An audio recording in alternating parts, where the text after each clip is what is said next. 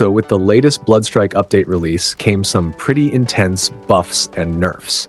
And in today's video, I'm going to be breaking down all the changes, including the striker adjustments and weapon balance updates. Some guns got stronger, some got completely cooked. So let's get straight into it.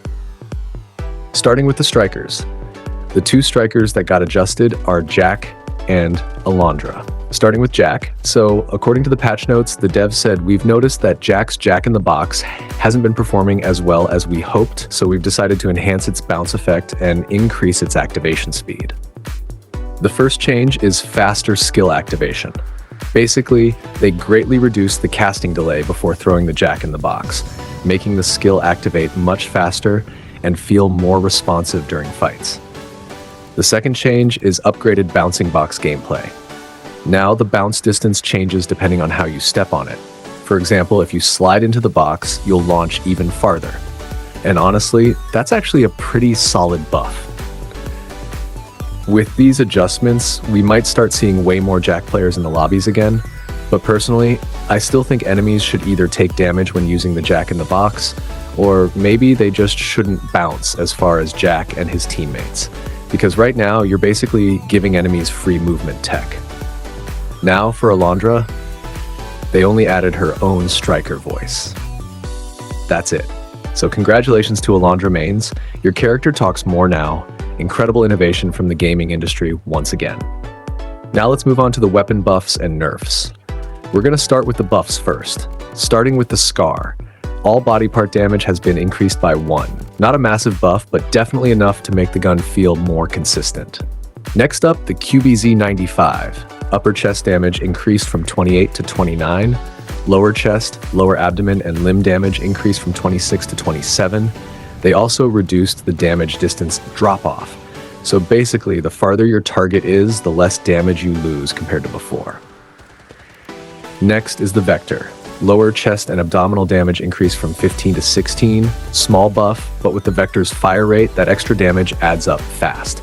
So now for the Bizon. Limb damage increased from 22 to 23. The 32-round RIP drum now deals 5 bonus health damage. They also removed the recoil control penalty, and the new lightweight anti-slip grip now improves hip fire accuracy. Hopefully it actually works and isn't just one of those attachments that exists purely for decoration. Next, the S868 shotgun. Its range increased from 4 meters to 5 meters. And the M1887 shotgun now has increased ammo capacity from 4 shells to 5. Shotgun players are celebrating right now, while the rest of the lobby prepares for emotional damage. Now that we've covered the buffs, let's move on to the nerfs, starting with the UMP45. Headshot damage reduced from 39 to 36, upper and lower chest damage reduced from 31 to 28, and abdominal damage reduced from 28 to 25. Yeah. They definitely hit the UMP pretty hard with this one. Next is the AUG. Upper and lower chest damage reduced from 25 to 23, abdomen and limb damage reduced from 24 to 22. Honestly, this nerf was probably needed because the AUG was way too easy to use for how strong it was. And finally, the AR-97. Now the devs wrote this note, and I quote, "We realize that the AR-97 is not only very strong at medium to long range, but also has extremely high burst damage at close range, which doesn't fit its role as a designated marksman rifle." Since when was the AR-97 a marksman rifle? Bloodstrike devs just creating new lore mid-update. Anyway, because of that, they reduced the AR-97's close range damage. Headshot damage reduced from 51 to 47, still ridiculously strong by the way.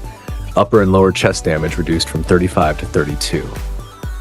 Abdomen and limb damage reduced from 32 to 29, and they also reduced the damage distance drop-off. So overall, the AR-97 should still dominate at long range, but it won't melt people instantly up close anymore. And honestly, that nerf was probably deserved.